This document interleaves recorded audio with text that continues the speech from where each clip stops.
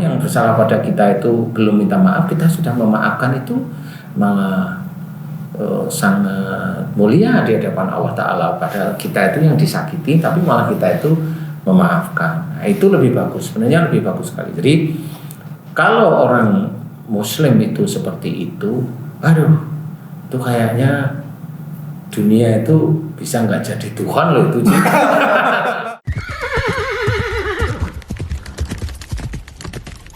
Assalamualaikum warahmatullahi wabarakatuh. Waalaikumsalam warahmatullahi wabarakatuh. Sahabat beriman, alhamdulillah kita ketemu lagi di channel-channel kesukaan Anda semuanya. Ini ada Ustadz Janu Official Channel, Tung Family Channel, Hasan Bisri BFC, dan Eliza Channel. Insya Allah. Insya Allah.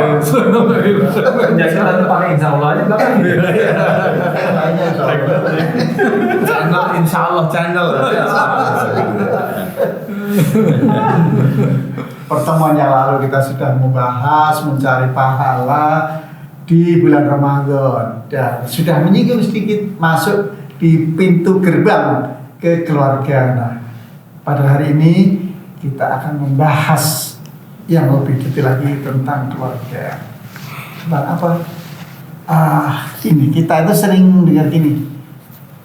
Kamu salah, minta maaf dong. Nanti belum lebaran malu kan? Malu nanti aja deh, kalau lebaran kan nanti ketahuan kalau saya salahnya ini.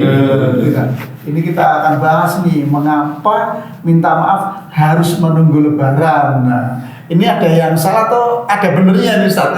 Yang mana salah itu maafnya menunggu lebaran aja biar nggak malu gitu Ustaz. Kita lebih baik menahan malu atau menahan dosa nih? Ya, lebih baik kerjain aja lah saya. Karena malu itu hanya titik itu aja. Malu titik itu, tapi yang salah aja, yang lain nggak merasa dia malu sebenarnya. Merasa dia salah aja. Tapi intinya kenapa tuh? Ada yang lucu. Ya, alhamdulillah, terima kasih Haji Hasan. Bismillah. Jadi intinya nggak perlu malu. Sebenarnya kan kalau salah itu nggak perlu malu, karena kalau malu itu dipertahankan, itu malah salahnya itu terus-terusan. Terus nggak selesai ya. Cuma kalau memang itu ada di antar teman kan biasanya salah sekali aja, ya udahlah minta maaf. Teman juga insya Allah pasti memaafkan, kecuali kalau udah kayak gitu digoda. Biasanya kan digoda, diceng apa namanya itu ya, diceng itu besok kapan itu diceng gitu, dicengin istilahnya ya, nggak apa diledekin. Nah ya benar, insya Allah nggak apa-apa. Jadi kalaupun kita salah minta maaf. Dan bagi orang yang dipersalahkan, ya salah. Kalau orang yang disalahi, maksudnya ya disalahi itu lebih bagus kita memaafkan, apalagi mendoakan itu lebih bagus. Fa'fu anhum wastaghfir lahum, itu lebih bagus. Jadi seorang Muslim itu seharusnya kalimat Allah tadi itu yang dikedepankan. Sehingga kita itu belajar jauh dari merasa benar, belajar jauh dari ego, belajar jauh dari emosi itu dari itu. Maafkan itu nggak usah nunggu lama-lama. Orang yang bersalah pada kita itu belum minta maaf, kita sudah memaafkan, itu malah sangat mulia di hadapan Allah Ta'ala. Padahal kita itu yang disakiti, tapi malah kita itu memaafkan. Nah, itu lebih bagus, sebenarnya lebih bagus sekali. Jadi kalau orang Muslim itu seperti itu, aduh, itu kayaknya dunia itu bisa nggak jadi Tuhan loh itu. Ya, barangkali loh ini. Maaf ya, tapi kalau saya bicara ini bukan berarti bukan berarti memundurkan Tuhan, bukan. Bisa aja memang Tuhan itu memang berjalan itu terus saja pada rencana Allah ya. Jadi saya juga ini hanya bercanda tadi. Nah, intinya adalah memaafkan kesalahan orang lain itu diutamakan. Jadi kalau kita boleh membalas, itu pun pukulan, itu boleh mencederai, kalau kita dicederai boleh. Tetapi yang lebih disukai oleh Allah Ta'ala itu memaafkan. Sabar dan memaafkan itu Allah sangat suka sekali. Nah, kalau kita itu ingin disukai oleh Allah Ta'ala, ya kerjakan perintah Allah Ta'ala yang seperti itu. Pokoknya dikritik, marah. Kritik itu kan berarti ada kekeliruan di orang tersebut ya. Ada kekeliruan, nggak usah marah, biasa saja. Nah, di sini yang harus kita ketahui adalah di dalam urusan sehari-hari maupun di dalam urusan rumah tangga, salah demi salah itu bisa menjadi pekerjaan kita juga sehari-hari sih. Iya kan ya? Iya. Bisa menjadi pekerjaan, maksudnya ya salah aja mulu gitu loh. Jadi kalau nantinya kita itu sering bersalah dengan istri, sering bersalah dengan anak-anak, istri juga paham kalau sudah sering menonton acara ini itu mulai bisa muhasabah, mulai bisa evaluasi diri, itu kan akhirnya paham bahwa oh iya ya, berarti saya sering minta maaf sama suami, boleh. Bagi yang memang melihat acara kita dan mendengarkan ujian. Kalau yang tidak bisa mendengarkan, saya nggak bisa mendengarkan. Nanti harus ditulis teksnya itu nanti. Iya. Jadi intinya adalah harus belajar. Kalau momennya kita sebagai imam nih Ci, sebagai imam itu kan kadang-kadang kita, bukan kadang-kadang ya, sering kita itu memberikan masukan kepada pasangan kita. Nah, kadang-kadang masukan pada pasangan itu Salah. Kadang itu kan gitu. Nah, Nggak kadang-kadang ya, tapi sering. Dan dibantah. Iya, sering dibantah, sering begitulah. Kalau anggap aja seminggu sekali itu atau sebulan sekali itu udah kita anggap sering gitu ya. Kalau kamu gimana tuh? Sering. Sebulan sekali dibantah atau gimana? Sebelum sebulan Maksudnya apa? Bisa tiap hari? bisa tiap ngomong. Ingin salah sekali saya nggak bisa. Wah, hebat dan bisa sekali nggak bisa. Salah terus. Masalahnya kalau memberikan masukan itu, kamu aja belum gitu. Gimana contohnya gimana tadi kok kamu aja belum gitu gimana maksudnya? Ya, kamu aja belum ngerjain udah nyuruh-nyuruh Pak. Kayak gitu kan sering seperti itu Pak. Iya ya. Iya, memang seperti itu. Itu contoh dari patung istilahnya. Itu yang harus minta maaf saya atau istri itu kalau kayak gitu. Sebenarnya ya. Sebentar. Iya, benar ya. Ini serius. Sebenarnya pada saat itu yang minta maaf itu harusnya istri dulu. Istri dulu minta maaf. Kemudian istri ditanyain, kenapa kamu? Lah dia belum pernah. Nah, kamu minta maaf juga. Oh iya, jadi disitulah unsur minta maafnya. Tapi karena kaitan dengan suami sebagai pemimpin atau gimana? Karena ini pemimpin berhak memberikan saran, ngasih boleh. masukan. Iya boleh. Sebenarnya pada saat dia menjadi pemimpin, istrinya itu ada kekeliruan, boleh. Tetapi istrinya ini membalas, kamu aja belum begitu, kan gitu. Yeah. Nah ini istri ini betul-betul tahu karakter pemimpinnya, berarti dia itu. Gitu. Bisa didemo itu suaminya itu. Jadi demo sama anak-anak. Seperti itu. Jadi bisa aja, karena faktor-faktor itu sangatlah kita ingat-ingat. Jadi kenapa istri saya selalu bilang seperti itu, berarti ada kekeliruan di saya, dirubah atau diskusi lah ya. Kayaknya kalau Pak Tung ini dengan istrinya itu kayaknya jarang diskusi, sehingga istrinya itu berani juga ngomong seperti itu ya. Jadi kau aja belum ngajalanin gitu ya. Kalau istri saya ngomong seperti itu sama saya itu, saya langsung diem. Coba yang mana urutin gitu saya. Saya nggak berani Pak. Kenapa nggak berani? Takut ribut. Loh enggak, Mbak nggak beraninya takut ribut itu aja. Takut ribut. Tapi kalau ribut beneran kan badan kamu tuh kan gede, kenapa harus takut? Hati ini ya. Aduh. Yang ngomong gini, yang sedih itu.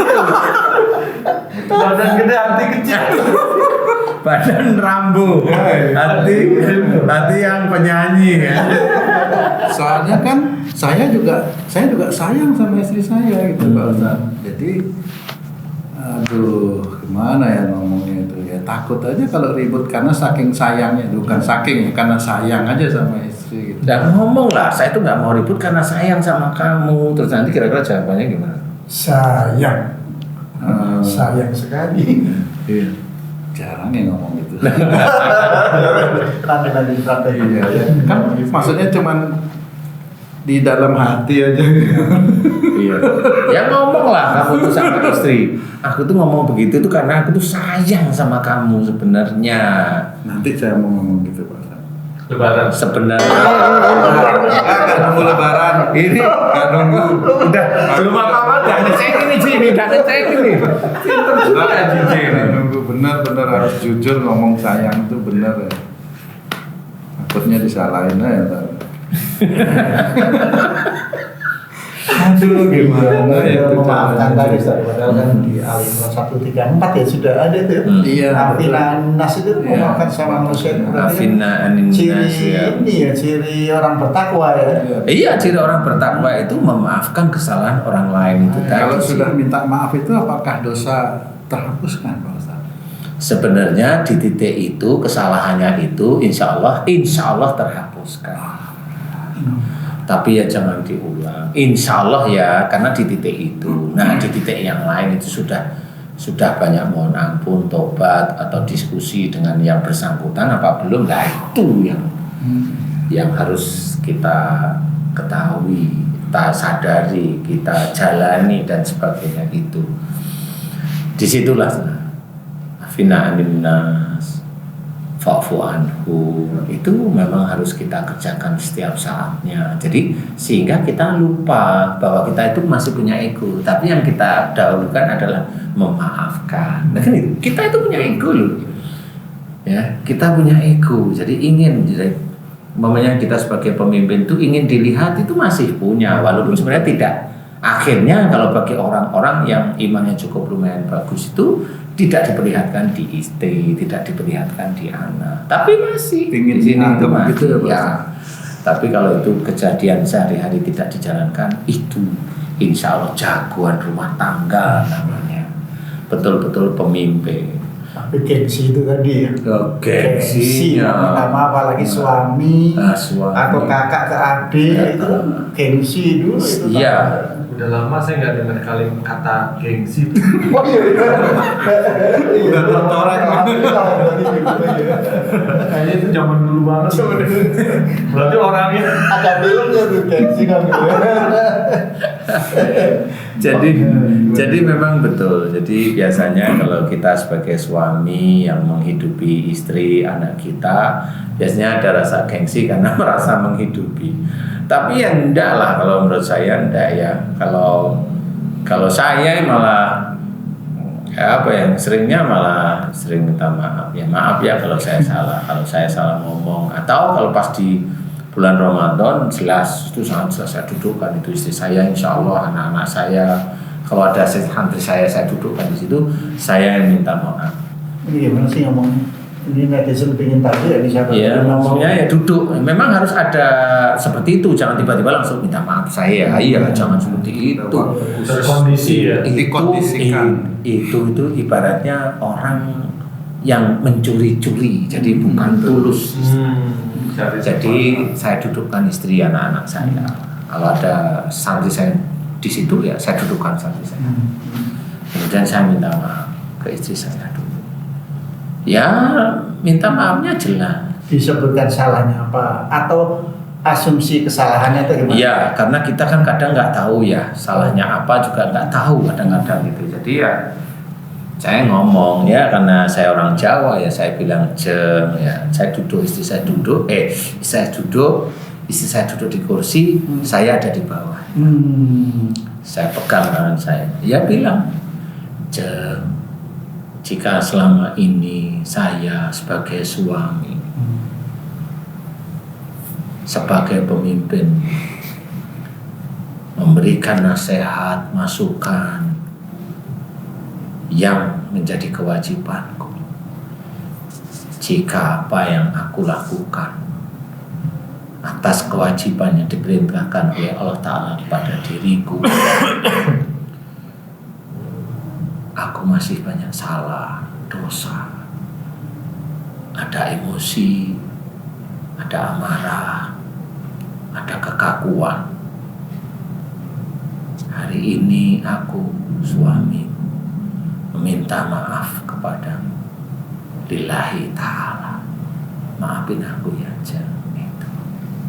Kalau ke anak gimana, Ustaz? Sama. Jadi ke anak ya bilang, Le, gitu. Karena anak laki-laki gitu, Le atau Ndo. Jika selama ini Bapak sebagai pemimpin yang mendidik kamu, yang mendekatkan kamu kepada Allah semampu Bapak. Jika di dalam kewajiban Bapak dalam membimbing kamu dekat kepada Allah Ta'ala, Bapak ada emosi, Bapak ada kekakuan, Bapak ada marah, Bapak ada memaksa kamu. Hari ini Bapak meminta maaf kepadamu. Billahi ta'ala. Maafin Bapak ya. Luar biasa, sahabat beriman semuanya. Ini contoh yang luar biasa, kita bisa tiru dan kita lakukan di rumah nih. Tidak perlu nunggu lebaran, tapi barangkali memang kalau tadi ada gengsi itu juga bisa juga dilakukan di lebaran. Alhamdulillah luar biasa, kemarin waktu pandemi setahun yang lalu saya mencoba mempraktekkan apa yang dicontohkan beliau. Nggak tahu apakah ada hubungan atau enggak itu.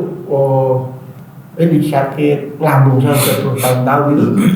Alhamdulillah saya. Wah, Alhamdulillah Ustaz. Jadi saya minta maaf betul ke istri. Selama ini saya kekurangannya ini kesalahan saya ini. Terus tolong maaf istri saya malah enggak saya salah. Jadi rebutan salah gitu. Sama anak-anak satu persatu masing-masing kasus yang menurut saya salah terhadap anak pertama, kedua, tiga, empat masing-masing beda itu. Saya benar-benar minta maaf dan ya udah. Luar biasa. Coba deh nanti praktekkan deh. Insya Allah apakah itu memang juga ada hubungan atau enggak saya belum tahu ya Ustaz. memang insya Allah ada hubungan. Kenapa sakit di perut itu hubungannya dengan keluarga, Ji? Memang salah satunya itu. Jadi istilahnya apa kata dokter, asam lambung atau GERD atau apa saja di situ, itu insya Allah hubungannya dengan keluarga. Kalau tidak dengan keluarga kita, kita dengan istri, istri dengan suami, ya kita dengan orang tua kita atau dengan mertua kita. Itu berdampak sebenarnya. Makanya kalau Haji Hasan, ini baru saya dengar hari ini nih. Benar ya. Jadi kalau Haji Hasan seperti itu, nah itu maksud saya. Jadi jarang sekali orang paham. Padahal itu diinginkan oleh Allah Ta'ala. Kamu memang pemimpin, kamu memang di dalam kamu memimpin itu kan ada paksaan, ada marah, ada aku, ada keinginanmu harus di ini, ego maksudnya. Mintalah maaf, oh kamu ya tahu. Nah seperti itu. Itu hasilnya seperti itu kok. Ya sakit perutnya bisa langsung sembuh. Nah ya itu Ji maksud saya. Jadi insya Allah tidak masalah penyakit lambung aja. Sebenarnya adalah itu bonus dari Allah Ta'ala yang Haji Hasan memang barangkali belum pernah terfikirkan, kan seperti itu ya. Nah disinilah saya mau bercerita bahwasanya kalau kita memang meminta maafnya itu jelas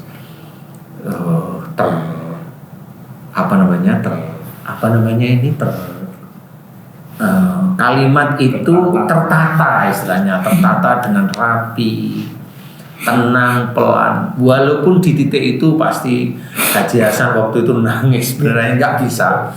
Tapi itulah yang barangkali yang diinginkan oleh Allah Ta'ala. Nangis yang betul-betul bukan karena kesulitan ekonomi ya, bukan karena itu, tapi nangis karena ngerti bahwa kita itu pemimpin. Insya Allah masih ada salah, masih ada dosa di antara yang kita pimpin.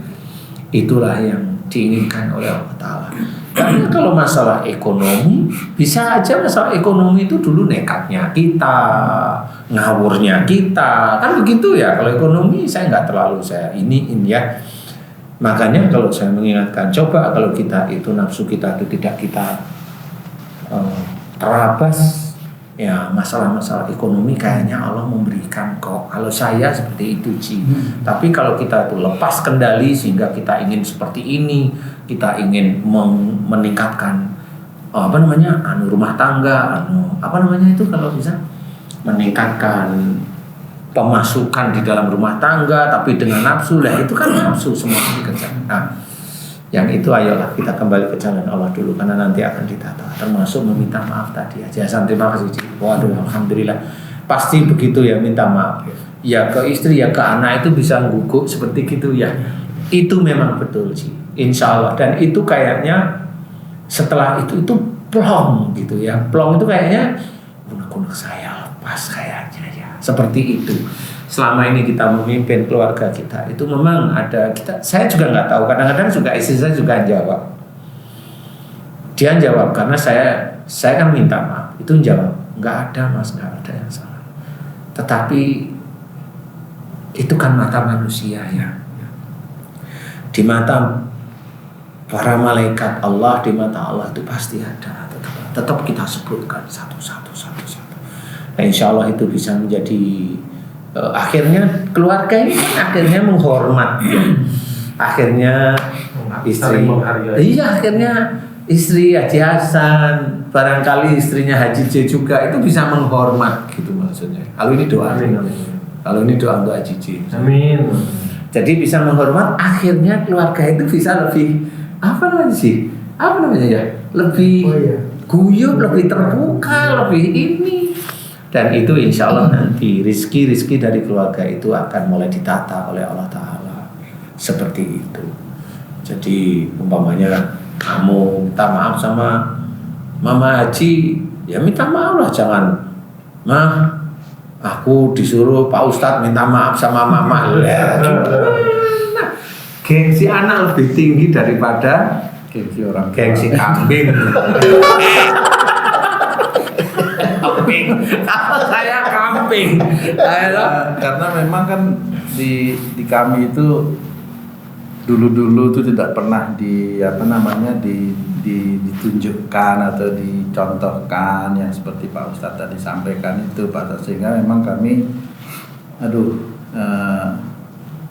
fakir sekali terhadap bagaimana sih sebenarnya permintaan maaf itu yang dulu seperti itu Pak Ustadz, sehingga kan sekarang sudah di usia yang sedemikian rupa ini, jadi kan ya harus kembali itu kerak gengsi itu sudah terlalu seperti itu memang.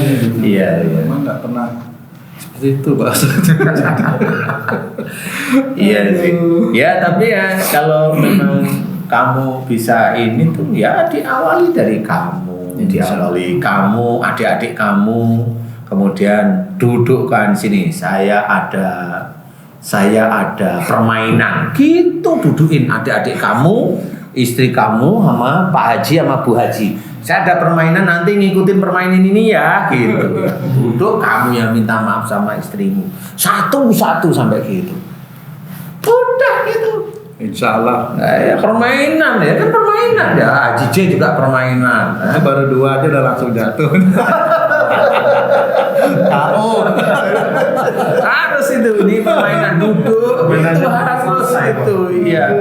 Nah itu kamu memulai tapi yang baik kan gitu, jadi bisa menggugah hati Pak Hajiman sama Bu Hajiman seperti itu. Jadi boleh, nggak apa-apa, dudukkan ada masalah.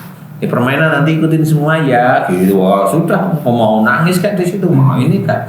Nanti gantian ke anak-anak, kemudian ke adikmu siapa, Amir, ke anaknya Amir, kepada ini, ya sudah gitu. Saya kalau ngomongin itu salah enggak? Saya mohon maaf ini Pak. Kenapa? Saya menyampaikan yang tadi itu saya salah. Ya enggak salah.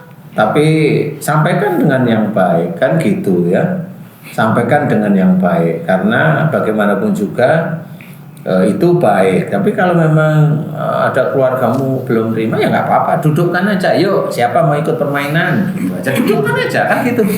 Ini menipu tapi bukan menipu, ini permainan kan gitu. Jadi intinya dikerjakan aja. Karena bagaimanapun juga kalau memang tidak bisa tulus meminta maaf itu memang ya dosa itu masih ada dan tertinggal. Nah, kita mengajarkan di bulan Ramadan ini ya sebagaimana Allah itu sebenarnya juga Maha Pengampun. Kita disuruh meminta ampunan kepada Allah, juga meminta maaf pada makhluk-makhluk Allah, pada manusia juga. Dan ini harus diawali dan harus benar-benar menyatu meminta maaf ini. Kalau sudah meminta maaf, ya jangan diulang lagi. Itulah belajar tauhid itu, minta maaf itu jangan diulang lagi. Taubatan nasuha itu insya Allah seperti itu. Wah, nanti dari situ barangkali istrimu nanti mulai paham, oh iya suamiku udah gini, apa lagi masa saya mau kencang-kencangan gitu. Kan gitu ya. Kadang-kadang aja sih kencangnya. Ya boleh, nggak usah cerita.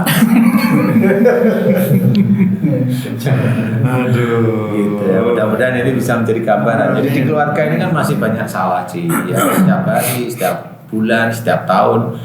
Tetapi kalau bisa, umpamanya kalau boleh nih, kalau bisa itu kan jangan di bulan Ramadan aja. Gitu ya, Ci. Sadar bahwa kita melakukan kesalahan terhadap anggota keluarga lain, langsung meminta maaf. Lebih Iya, afdol, ya. iya lebih afdol. Karena kalau enggak itu fitnah itu akan muncul.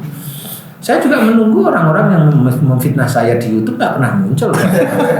Tapi nggak apa-apa, saya hanya bercerita aja biar dia ngerti kan gitu ya. Kalau kamu itu memfitnah saya gitu loh. Tapi ya nggak apa-apa karena memang ya itu tadi diberikan telinga oleh Allah Ta'ala tidak mau mendengarkan sesuatu yang baik, diberikan mata untuk melihat YouTube tidak mau melihat yang gak baik, punya hati mengimani dari kalimat-kalimat Allah yang ada dalam Quran ya tidak mau mengakui. Akhirnya apa? Fitnah itu tetap berjalan. Ya akhirnya apa? Ya nanti kita lihat nanti. Intinya kalau kita sendiri harus mau belajar. Kalau kita bersalah meminta maaf. Menjaga kita Ustaz ya. Insya Allah, amin. Kita tidak mudah memfitnah orang lain. Iya, itu kita harus belajar seperti itu. Mudah memaafkan orang lain. Mudah dan memaafkan. juga kita mudah untuk meminta maaf apabila kita menyadari langsung atau tidak menyadari ya. Siapa tahu ada kesalahan juga yang Iya, kita bisa. sadari. Ya. Ustaz, terima kasih banyak. Sesuatu yang sangat menarik. Terima kasih pelajaran yang sangat berharga ini juga. Mudah-mudahan bisa langsung dipraktikkan oleh penonton semuanya ini. Ya, saya Patung juga, Patung ya, Mas Rio juga, saya juga semuanya. Mudah-mudahan Allah juga memudahkan usaha kita untuk selalu memperbaiki hubungan antar keluarga kita, terutama ke pasangan kita menjadi lebih sakinah, Mawaddah warahmah. dan dipenuhi rahmah. Amin amin. Ya, luar biasa. Itu yang kita cari. Tapi ingat ya, ini satu lagi yang harus kita ketahui. Kebanyakan yang diceritakan itu teman-teman dakwah itu kan besok suami istri itu akan ketemu di surga kan gitu. Iya. Kalau saya tambahin satu lagi. Dan besok di akhirat suami istri itu bisa ketemu di neraka sama-sama sebelahan disiksa. Nah, kenapa? Karena pasangan itu memang melakukan sesuatu hal yang memang Allah tidak ridho. Tidak mau minta maaf, saling pengkerengan, saling ini, terus saling ego keluar. Dia datang ke pengajian, besok di akhirat itu suami istri akan masuk surga bersama-sama, akan bertemu di umur 30-an. Padahal lupa, yang datang itu hobinya marahan sama istrinya. Si istri juga lupa, hobinya berantem dengan suaminya. Dia langsung, oh kan biasanya mikirnya gitu ya, oh nanti ketemu di surga. Lupa, si pendakwahnya lupa bahwa yang hobinya bertengkar di dalam rumah tangga, saling salah, saling sikut, saling ini, besok dua-duanya bisa lekang di neraka. Kenapa? Tidak ada unsur Allah Ta'ala dan selalu saling memaksakan kehendak mereka masing-masing. Itu akan tetap masuk neraka. Perlu diingat karena saya juga akan menceritakan. Saya tidak menceritakan yang enaknya saja masuk surga, tapi saya juga akan menceritakan suami istri itu bisa masuk neraka dan bisa ribuan bahkan jutaan tahun. Wallahu a'lam. Nah ini yang harus kita ketahui. Jangan hanya mendengarkan enak, yang tidak enak. Bagaimana? bagi yang tidak bisa merawat keluarganya ada di garis Allah Ta'ala. Tolong. Terima kasih para pemirsa semuanya. Mudah-mudahan para Bapak Ibu semua yang sudah ada sahabat beriman, semua yang sudah menonton ini menjadi penuh memberikan manfaat dan menambah keimanan, sehingga apa yang sudah kami sampaikan ini bisa menjadi pemicu menuju ke kedekatan, keakraban kepada Allah Subhanahu wa taala, taqarrub ila Allah ya. Dan sekali lagi, jangan sampai apa yang disampaikan oleh guru kita terakhir itu terjadi. Kita mohon doa kepada Allah, jangan sampai pasangan kemudian sama-sama di neraka, apalagi abadi. Jadi ini pesan guru kita. Terima kasih. Wassalamualaikum warahmatullahi wabarakatuh. Waalaikumsalam warahmatullahi wabarakatuh. Alhamdulillah.